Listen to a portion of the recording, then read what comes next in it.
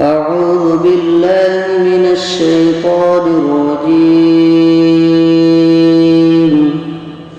بسم الله الرحمن الرحيم.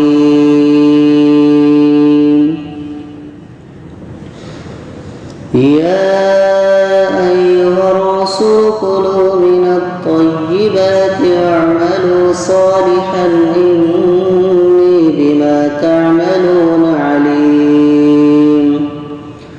وإن هذه أمتكم أمة واحدة وأنا ربكم فاتقون. فتقطعوا أمرهم بينهم زبرا كل حزب بما لديهم فرحون. فذرهم في غمرتهم حتى حين.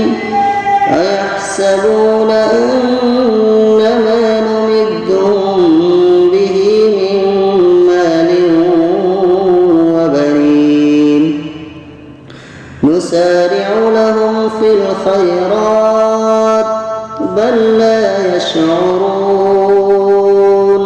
إن الذين هم من خشية ربهم مشفقون والذين هم بآيات ربهم يؤمنون والذين هم بربهم لا يشركون والذين يؤتون ما آتوا وقلوبهم وجلة أنهم إلى ربهم راجعون.